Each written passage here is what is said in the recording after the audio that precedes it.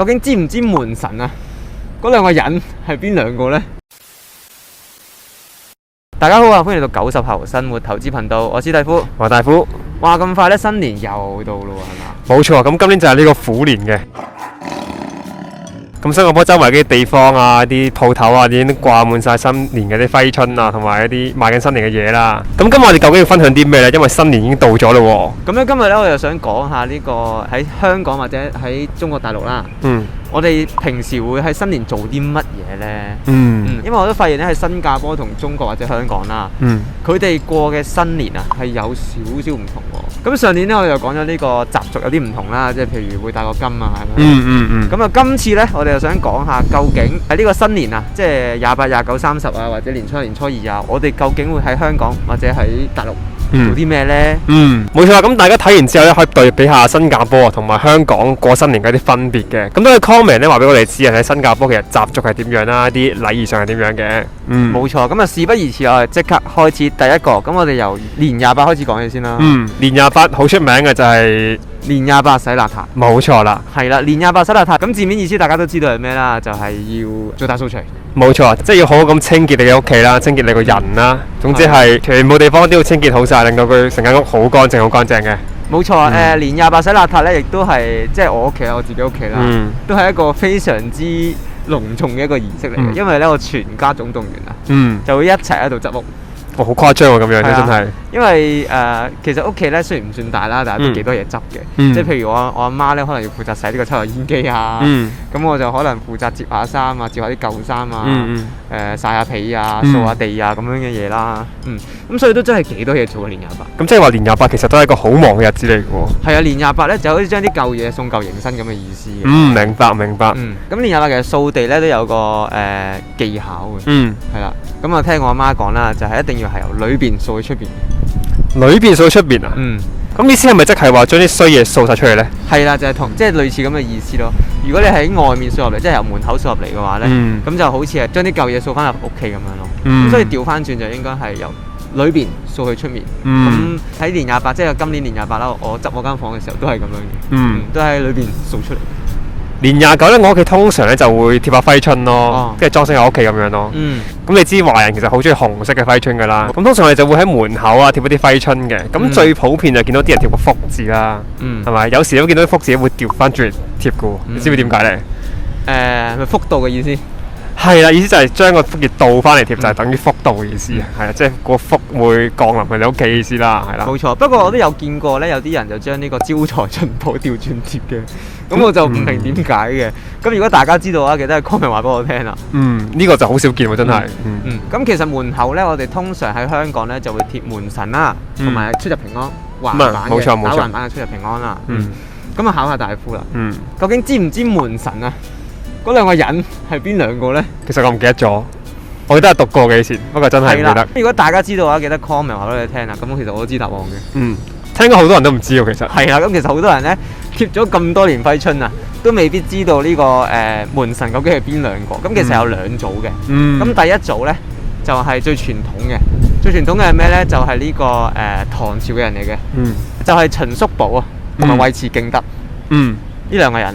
咁另外一組咧？另外一組咧就大家應該都聽過噶啦，就係呢個關羽同埋張飛嘅。唔怪得咁手面啦，見到佢兩個。係啦，咁秦叔寶啊，應該就大家就應該冇咁出名，咁所以就唔知啦。其實大家貼緊嗰個咧，通常都係呢兩個人噶啦。明白。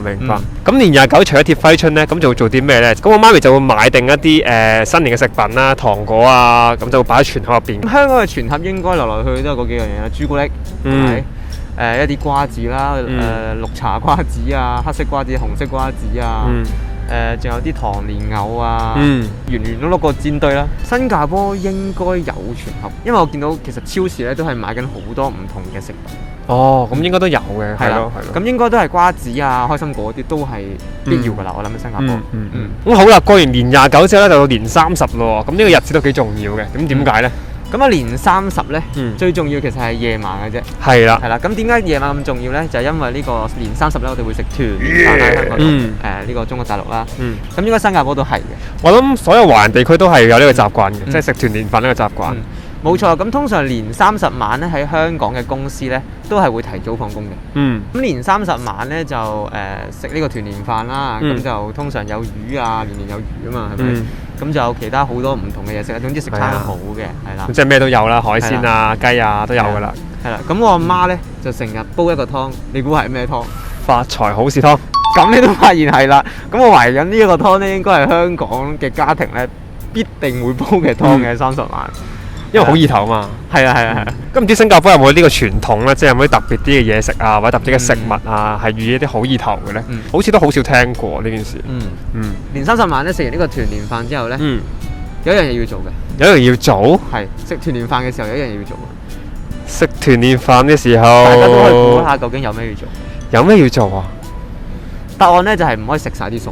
哦，OK，係啦。咁又係嗰個年年有餘嘅意思。哦，明白。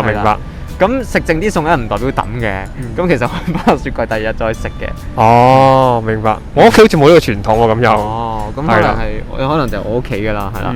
咁如果係內地嘅話咧，去到11點、12點度咧，其實咧就會放呢個炮仗㗎啦。係啊，冇錯。中國大陸咧，其實好多地方都好興係年30晚啦，可能接近凌晨嘅時候就放炮仗㗎啦。係啊。咁個意思就係為咗慶祝新年嘅來臨啦。冇錯。大個咗之後，其實有啲懷念嘅，因為依家大陸就變咗好多啦。咁其實咧。鄉下都唔可以放炮仗㗎啦，已經。係啊，冇錯，依家其實好多大陸嘅地方都發展得好快啦，即係好多以前嘅農村啊，依家都變咗城市啊，咁就其實好難再有放炮仗呢個習俗可以做到㗎啦。咁其實香港嘅一啲圍村咧，仍然會有呢個放炮仗嘅習慣。但係合唔合法咧，我就唔知啦。除咗放炮仗之後咧，仲可以玩煙花啦。以前大陸，咁依家又係唔可以嘅。即係唔係話唔可以嘅，應該係某啲地區得，某啲地區唔得啦。咁我屋企我鄉下就唔得，應該你鄉下都唔得㗎啦，可能。應該係唔得㗎。係啦，咁喺新加坡咧，仍然可以玩到嗰啲細細地嘅煙花啦。不過最近我都好少見喎。係喎，真係唔好見到有煙花賣。我就玩過1年嘅喺度。好啦，到年初一啦，咁年初一究竟有咩做咧？係啦，咁年初一咧，我阿媽咧就同我講咧，一定要早起身嘅。係啦，就唔可以瞓到晏晝嘅。因為佢好似同我講咧話，如果你初一瞓咁晏嘅話，你成年都好懶嘅。哦，即係都係一個意義啦，係啦，所以咧就要早起身，係啦。咁早起身做咩咧？就梗係同爸爸媽媽拜年啦，係啦，攞利是咯，係啦。咁啊，呢個真係最開心嘅一刻啦，攞利是。咁所以其實好多習俗嘅，係啦。咁除咗啱先講嗰個唔可以瞓太耐或者唔可以瞓晏覺之外咧，另一個咧就係食齋嘅要。咁搞笑，即係初一屋企係食齋嘅。係啊，咁啊其實得1日嘅啫。咁點解食齋咧？應該就初一唔殺生。明白。我屋企都好似冇呢個習俗，都係大家中意食咩食咩咁樣咯。係咯。感覺上我屋企應該比較傳統喎，咁樣。咁好似係喎。係咁，除咗食齋之外，仲會食好多啲個人食品啦，即係蘿蔔糕啊、芋頭糕啊、年糕啊，啲必不可少㗎啦，基本上係咪先？所以個個都話新年咧係令你變肥嘅日子嚟嘅。即係會肥幾磅嘅。冇錯。係啦，咁新年咧就有啲比較得意嘅習俗咧，就係唔可以洗頭啦。係啦，同埋唔可以買鞋啊！記得我阿爸成日都鬧我啊，話新年唔好買鞋，因為個鞋嗰個聲咧好似唉聲嘆氣個嗌個聲咁啊。好啦，咁去到初2啦，初2咧又係食飯嘅，咁知唔知食嗰餐飯叫咩名咧？呢個真係唔記得喎，真係太耐冇翻過香港過年咯。咁初2咧，通常咧我應該都會係翻大陸嘅。咁翻大陸做咩？就食呢個叫做開年飯。哦，明白。咁開年飯就成班親戚啦，通常去酒樓㗎，因為如果人多嘅話咧，你煮起上嚟都好麻煩㗎。咁就去酒樓食啦。咁呢個開年飯咧就唔使食齋嘅。就任你食嘅。係啦，咁就大魚大肉嘅理論上就。明白。咁我就唔知喺新加坡會唔會係咁樣啦。咁可能新加坡咧就會撈起啦。係啊，撈起啊，真係係啊。但係喺大陸咧，我係冇做過呢樣嘢，基本上完全冇做過。我諗唔同地方都有唔同嘅習俗嘅。咁新加坡最signature嘅就係撈起啦。冇錯。係啦。咁去到初3咧，基本上咧就冇乜特別嘢要做噶啦。咁初3咧，應該係全個世界嘅新年咧都係赤口噶啦，係啦。咁赤口咧就不宜四圍走，咁所以咧就唔會拜年。係啦，冇錯，因為赤口咧個意思就係好容易同人爭執啊，所以就好少話赤口出去拜年。咁如果係真係要去拜年嘅話，可能都係初1、初2或者初4、初5呢啲日子先去拜年嘅。或者係其他日子咯，係啦。咁喺香港咧，其實新年咧係有3日假嘅，咁分別係初1、初2、初3啦。係啦，年30晚咧早啲收工嘅話，其實都有呢個大概3日半啦，我諗。都 OK 嘅，我覺得。咁喺新加坡就得翻2日啦，因為公平啊嘛，每個唔同嘅種族啊，都有佢哋唔同嘅節日，咁所以要 balance 翻唔同嘅種族。大陸咧新年咧係一個非常非常之重大嘅一個節日啦。冇錯。雖然人哋話東大過年啦，咁其實新年咧都係非常之重要嘅。新年嘅時候咧，啲人就會唔見晒，就會好靜啊。咁喺嗰個時候咧，其實咧都係一啲公司啊非常艱難嘅時候啊。因為真係好難揾人做嘢嘅。冇錯。就算幾多錢咧，啲人都未必做㗎，好誇張㗎。係啦，冇錯冇錯。喺香港咧，可能商量咧，咁就好有人做啦。係啊，冇錯嘅。香港咧新年都有人做嘢嘅。不過如果我哋出去食嘢啊，去餐廳啊、酒樓嗰啲地方咧，其實咧我哋俾嘅價錢咧，基本上 double 咁滯。係啊，因為新年嗰個人工嘅成本係好高㗎。冇錯。係啊，你會真係俾好多錢先可以請到人翻嚟幫你做嘢咯。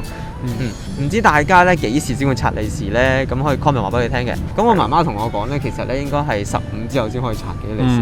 同埋咧，記住唔好喺人哋面前拆，其實好冇禮貌呢件事。冇錯。咁今日關於啲香港新年嘅習俗同埋習慣咧，就分享晒俾大家聽啦。咁因為時間有限啦，咁所以我哋都未必可能喺一條片入邊可以講晒咁多嘅習俗啊或者習慣咁樣嘅。咁大家如果有興趣嘅話，都可以上網去睇下嘅。咁同埋大家如果有啲新加坡好有趣嘅習俗啊，或者新加坡你哋過年會做啲咩啊，都可以 comment 話俾我哋知嘅。